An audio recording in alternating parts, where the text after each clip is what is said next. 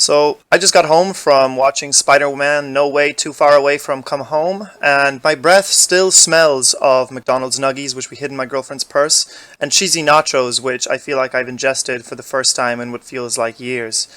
My mouth still hurts from eating too much popcorn, and overall I'm still just generally confused because I think what I've just seen is a good Marvel movie. Wow. So this video is just going to be a general review of the entire movie and what I think about it. It's going to be broken into two parts, the non-spoiler part, and then the nitty-gritty shitty bit that we all care about, the fucking nice and thick spoiler part. Okay, this is like the 8th take for this, because I can't fucking say Spider-Man. This video is going to be assuming that you have at least seen the Spider-Man No Way Home official trailer, and it's going to be discussing things with that in mind. So if you haven't seen the trailer, if you don't intend to see the trailer, you don't want to see anything about the movie, you don't want to hear anything about the movie, you probably wouldn't have fucking clicked on this review either way, but just fuck off. Just go away. I don't want you here. Go watch the movie and then come back and watch this review and give me some views and give me a like and drop a comment and tell me I'm a stupid piece of shit because the movie was actually fucking terrible and you hated it. Which I didn't. And I'm going to tell you and show you and do all that good shit and tell you why. So, by virtue of watching the trailer, I will be assuming that you know the identity of at least some of the villains in this movie and the general plotline of the movie. So I'm going to count down from 3, and if you don't know either of these things, you're going to fucking click off of this video right now, okay? Great. So, I have a certain mantra which I try to go by when I watch Marvel movies. If you expect disappointment, then you never really end up being disappointed. And that was true for me going into this movie. I don't expect much from Marvel movies. I expect a popcorn flick that's kind of okay to watch, some nice action sequences, and some good fucking effects. I don't expect a good coherent storyline. Maybe some good comedy, maybe Iron Man cracks a one-liner, says someone's penis is small or something like that. But nothing too great. No overall great character development. Nothing amazing. But I have to say, I was actually pleasantly surprised with this movie. The acting of the entire cast was incredible. The plotline was coherent, the character development was pretty significant and lasting and impactful, the consequences of the movie were great, and also just the general story at large was very human, very believable, and very not Marvel movie-esque. The movie introduces a real diverse cast of villains, and often these movies really suffer because of that. There's just too many villains, none of them really feel fleshed out, none of them feel like a real threat, and it just doesn't really stick to me a lot of the time. But this movie is a real exception. I felt like every single villain, with the exception of one, was incredibly well done. It felt like they had real emotion. It felt like they were characters with a deep history and not just little cameos or little characters that were kind of thrown in there as a mask to sort of create this sense of big threat, but then eventually no one ever really amounts to any sort of threat at all. That was not the case for this movie. And on top of that, at the end of the day, it didn't really feel like these guys were villains either. It felt like they were just people. They were just humans. And then something happened along the way and they became the way that they are. And then the movie goes from there. The movie does a great job at delving into the personas of each of these villains and trying to show us who they are, the audience learning about who they are, and resolving, eventually, their stories in a way that is satisfying. Overall, the pacing of the movie I feel like is really good. The story doesn't feel rushed. Everything is set up nice and slow. The movie is 2.5 hours long, which is great. I personally love long movies. If you don't, maybe this one isn't for you, but honestly, it did not feel like 2.5 hours. It felt like a normal feature-length film, 1.5 hours. The time just fucking flew by. I am actually impressed with myself. I didn't go to piss even once. And you know, I really feel like that is something that is kind of like a badge of honor for a movie. If a movie makes you want to piss your pants and just because you're so glued to the screen, that should be something that is out there on a billboard for the movie attempting to advertise it. But despite that, I don't think that the desire to hold your piss in your pants is a necessity when you're watching this movie. You're not going to go to the bathroom and suddenly realize that you are completely lost in this plot that is like Inception. There is no way for you to possibly come back. You can't take the blue pill. No pill could fucking bring you back to reality where you can understand what has happened in the time that you have been missing. The movie is overall pretty understandable, even if you miss, say, 2 minutes. Maybe it was a really long piss. Maybe you've missed 4 minutes. That's still okay. You can still kind of scratch your way back into it. Your friend can probably put into words what you've missed. Hey, maybe you have no friends. Maybe you went to see the movie on your own. I think you're still pretty good. You can probably figure out what's been happening in the time that you've been gone. So overall, a solid 9 out of 10 for the plot. I think pacing, everything, all things considered, solid 9 out of 10, which is not something that I could say for a lot of Marvel movies. So, Now, as for the action and the effects and all that good shit in this movie, yeah, it's a Marvel movie. It looks fucking dope. All of that shit looks good. The effects all look pretty awesome. Yeah, that's good. The budget is 200 million. They made something that looks really fucking nice. The comedy in the movie felt really good. No cringy one-liners that I can think of. Just overall, pretty good, pretty solid comedy. Some really funny moments that were there.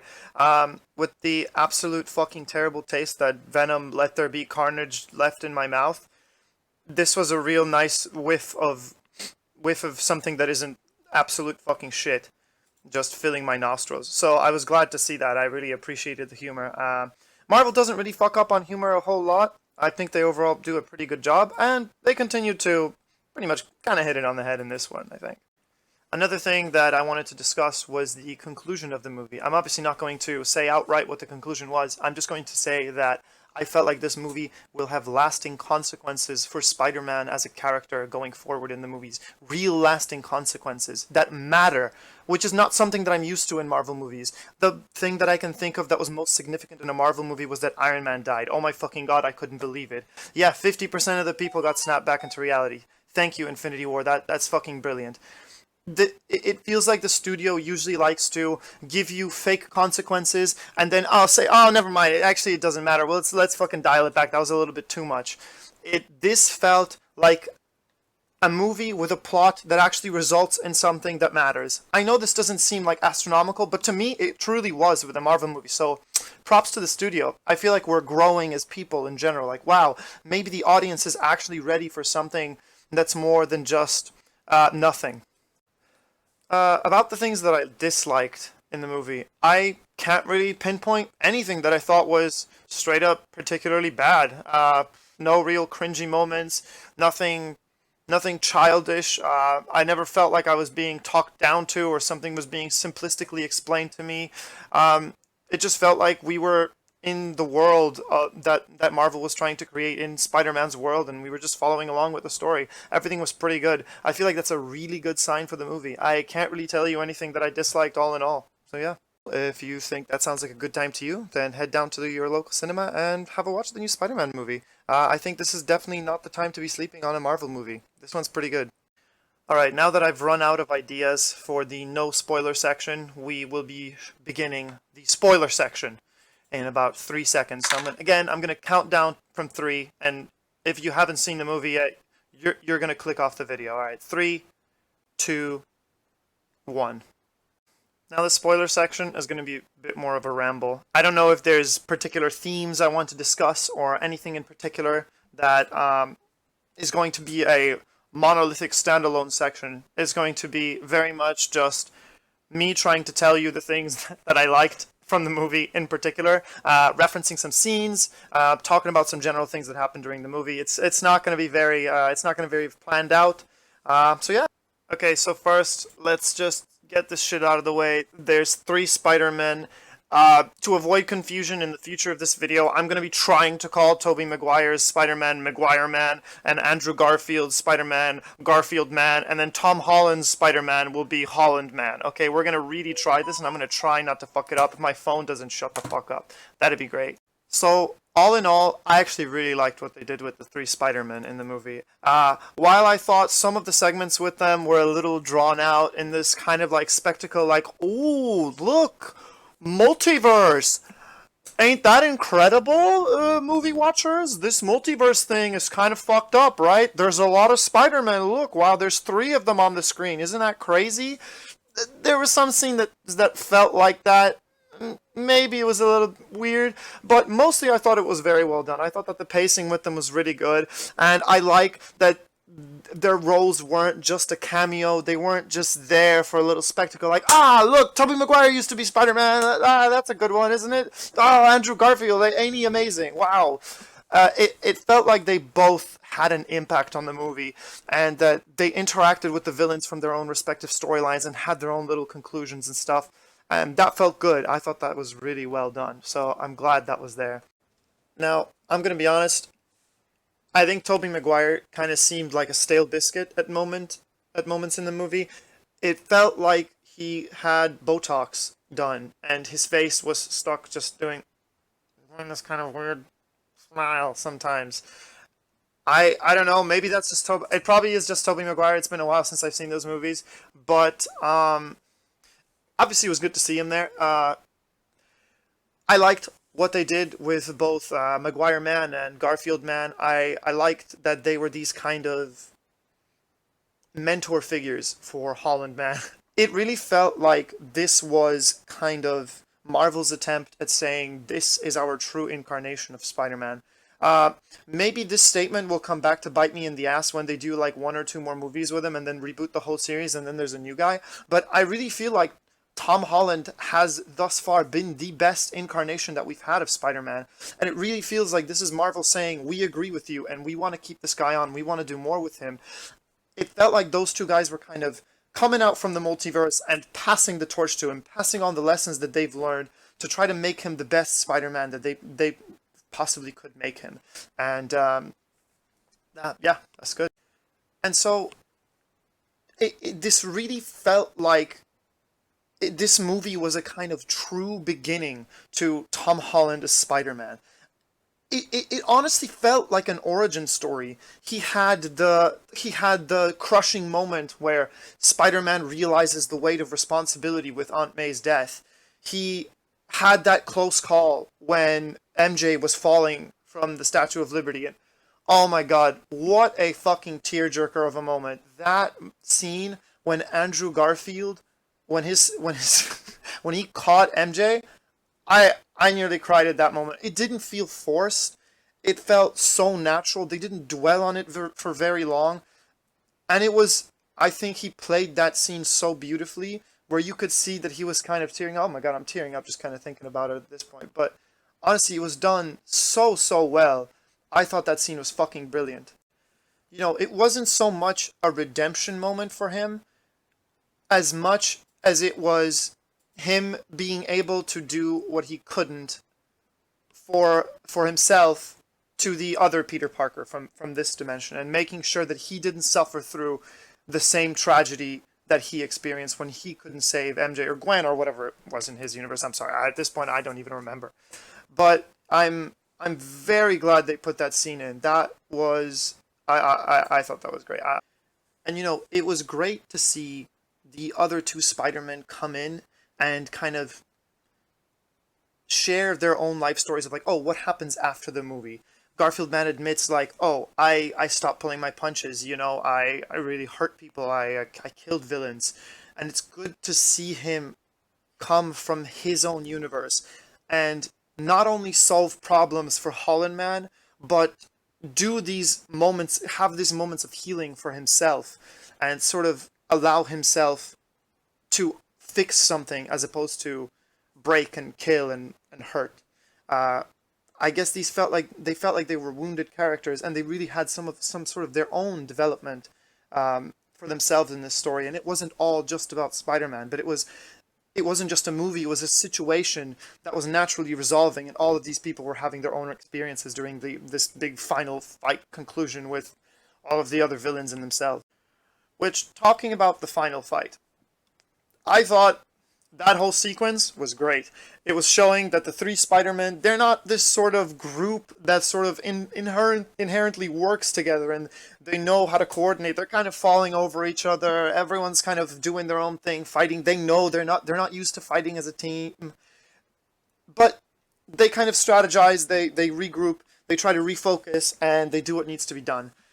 It was good. I thought it was good. I thought it was really cool. They had that moment where like the three of them are swinging from the webs, you know, whipping it around and whipping their fucking webs around in on over the fucking moonlit sky or whatever. That was really cool. It was cool to see them fight. As always, action scenes in a Marvel movie choreographed really fucking well. Everything looks fucking dope. Another scene that I really liked was where all three of them kind of landed and they're all doing their own little individual pose for how Spider-Man lands, their own little stances. It was so cool to see the different flavors of Spider-Man coming together. It reminded me of like the early shows of Spider-Man, or like the cartoon shows and the comic books, where you had all the different Spider-Man from all the different multiverses. Just this, I don't know. It felt like you were kind of going back to your childhood, going back to the earlier versions of Spider-Man. It felt really good. It felt really apt for Spider-Man, like this whole movie kind of did. It was just the ice cream was just the right flavor. You know what I'm saying? It was some good shit. It was like a big fucking nostalgia trip.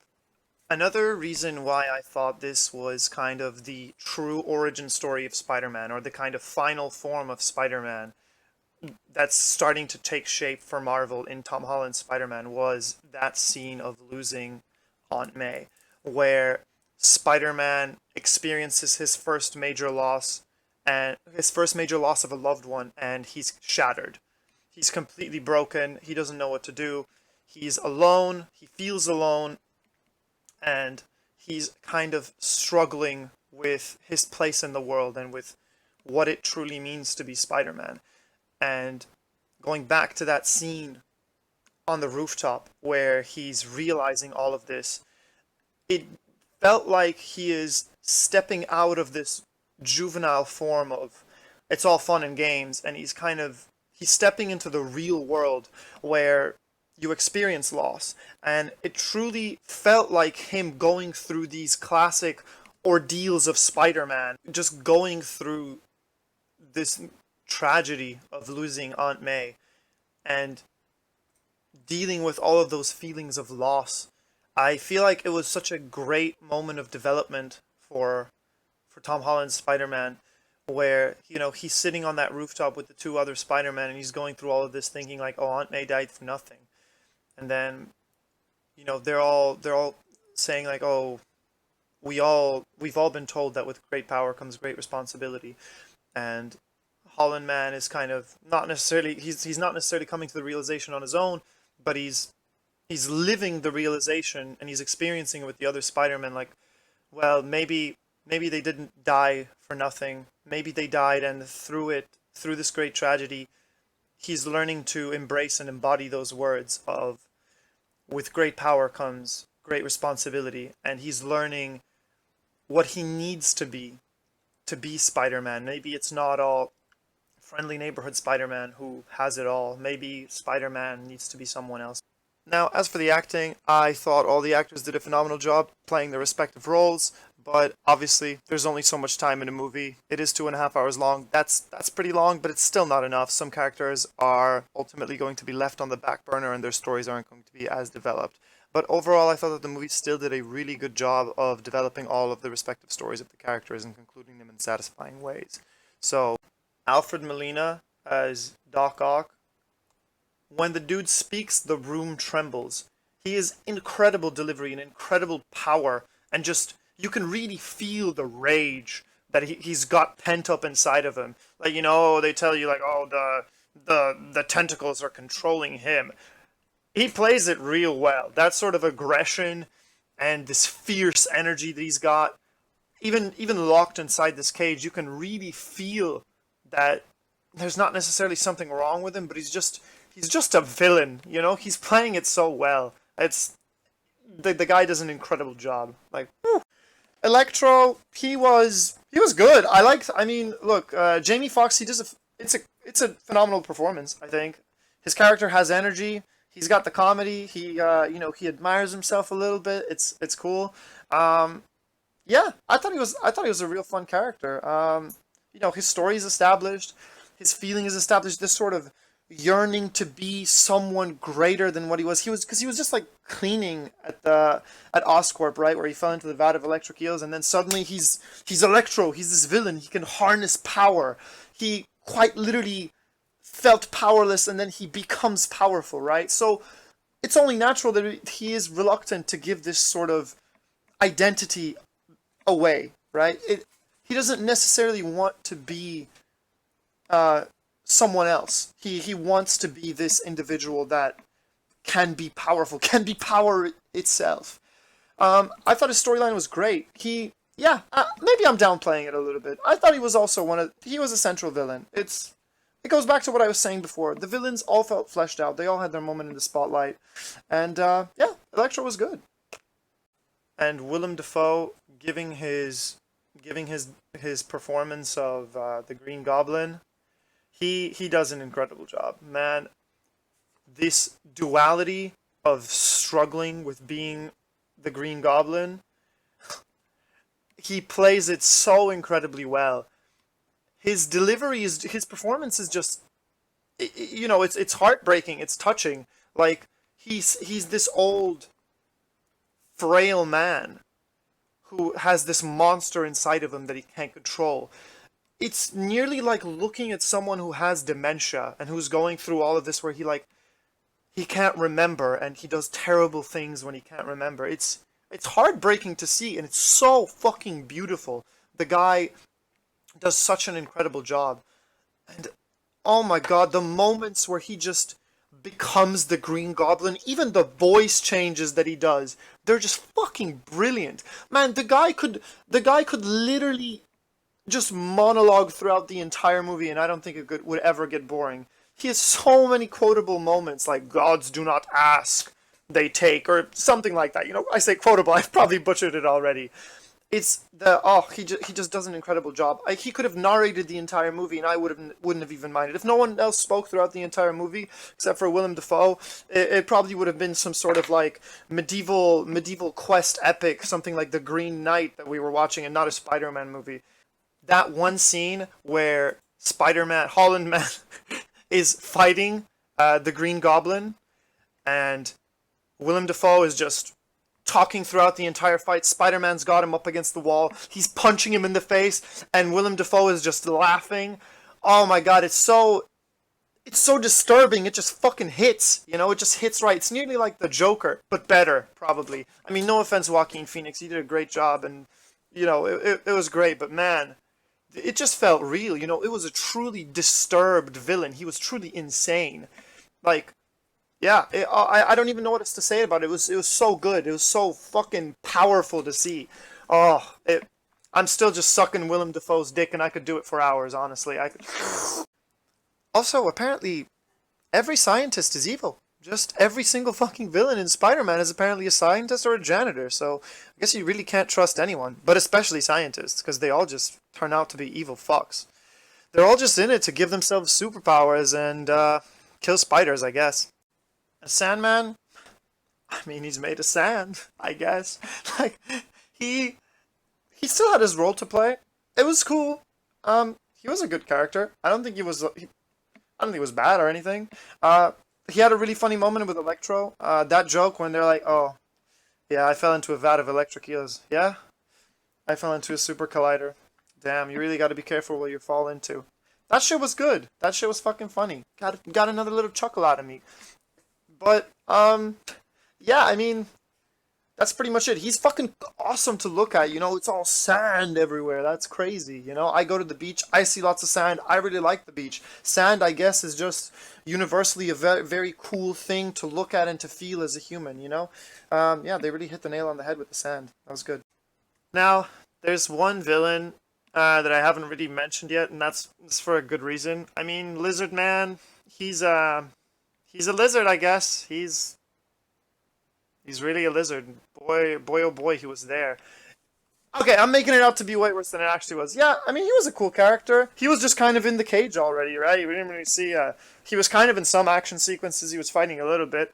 I don't know. It was kind of hard to make the lizard cool. Okay, there was some cool comedy moments. I liked when he started speaking, and they were like, "What the fuck? The dinosaur talks." That was good. But other than that, I didn't really feel like it was a very impactful villain. It was all about the Green Goblin, and it was all about Doc Ock, okay? They both had their moments in the spotlight, and Lizard Man just kind of didn't. He wanted to, yeah, in the other movie, he wanted to turn the whole city into lizards, but at the end of the day, he's still a fucking lizard. He gets cured in the end. I'm sorry. He wanted to be a fucking lizard, didn't he? Am I just getting that wrong? I didn't do my fucking research. It's very clear, but I didn't think he'd be very happy about turning into a lizard. Or, turning back into a human from being a lizard. He's like, "Oh, this is the next step in human evolution. I can make you better, Octavius." At the end of the day, they turn him back into a human. What would have happened? Like, okay, we're meant to understand that he goes back to his universe, and then he lives his life as though he never became this villain. This never happened to him. But didn't he want to? Maybe I'm getting that wrong. Correct me if I'm wrong in the comments. I probably am. Um, yeah, don't shit on me too much. I'm probably wrong. I admit it. As for MJ and Ned, I mean, I haven't mentioned them much, and there's kind of a reason for it. I don't know if there's much to say about them. I think the actors do a good job. Their characters just, I mean, they're central to the story. They're there like all the time. It's a movie about the relationships of Spider-Man, and Zendaya and Jacob Batalon, whatever.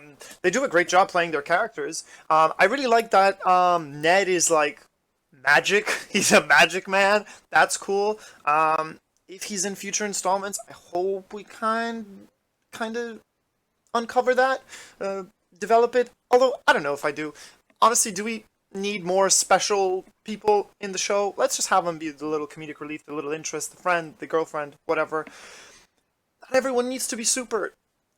That kind of thing, yeah, they're good characters. They did their role. They had a lot of fun moments. Oh my god, when Zendaya's throwing bread at Garfield man, and she's like, "Oh, prove that you're Spider-Man.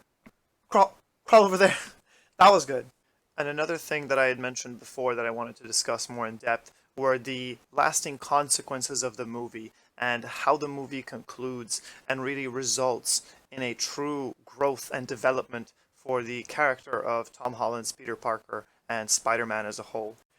In that moment where the very multiverse itself is kind of fracturing and Doctor Strange is desperately trying to pull everything back together, and Peter realizes that the only thing that will make this go right is if everyone truly forgets who he is, if everyone completely forgets Peter Parker, if it was as if he never existed. And he chooses to embody this idea of good deeds have consequences and, the weight of his responsibility as a hero. I believe that's him growing and truly embodying the weight of Spider-Man and the identity of Spider-Man. I thought it was a great moment where he chooses these lasting consequences that will forever impact his life in a major way that's going to isolate him from everyone around him.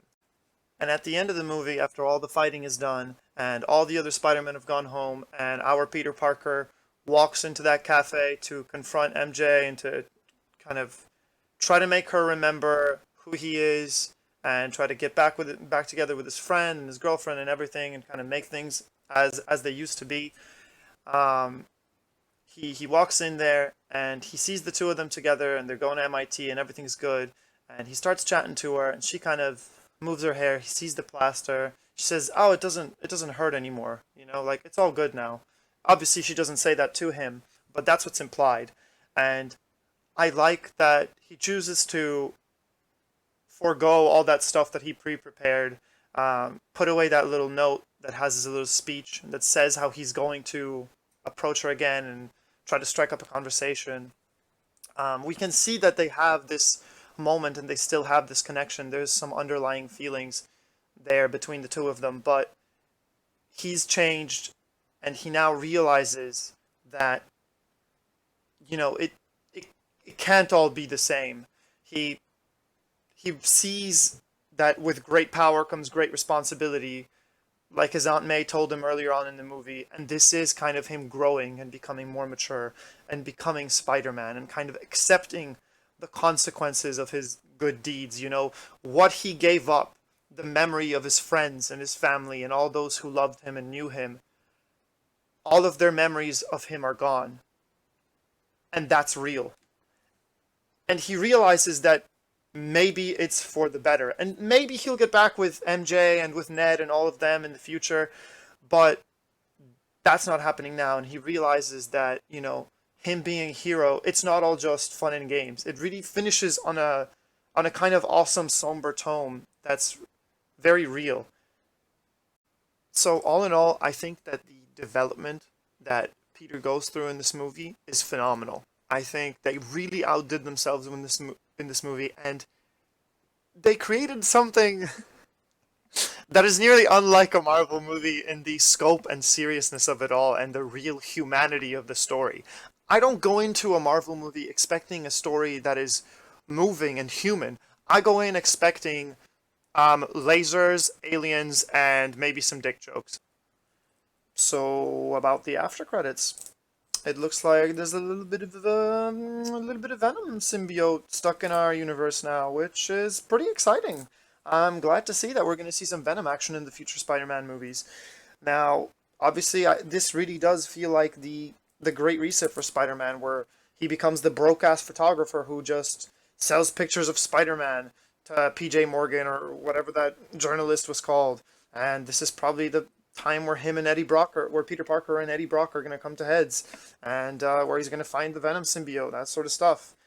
So yeah, it's pretty exciting. I'm looking forward to it. That was a good scene to get everyone hyped for the next movie, I think.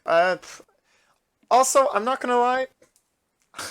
Along with the Venom reboot, I'm really hoping they redo Carnage as well. I fucking hated what they did with it in the last movie, where Venom is comments on like Cletus Cassidy and Carnage's symbiosis, and he's like, "They're not symbiotic. We are like, no." Isn't the idea with Carnage and Cletus Cassidy meant to be that they're so fucking powerful because they're incredibly symbiotic? It's like the 1000th or 999th symbiote in the line, which makes it incredibly powerful. And then on top of that, they have incredible symbiosis, so they're so disgustingly difficult to deal with. I'm really hoping we see this sort of Carnage, incarnation of Carnage in the next installment of Spider-Man, or the one after that, because I was incredibly disappointed with Venom Let There Be Carnage. So please, new Spider-Man movies, let's fucking fix that, okay? Let's get a good Carnage out there. He looked good. He was just a little bit of a fucking pussy, okay? Now, when it comes to rating this movie, this is when I come across some real difficulties, because I can no longer treat this as if it were just a Marvel movie, because it's significantly better than just a standard Marvel movie. And that alone in and of itself, I believe, is a good thing already to say about the movie.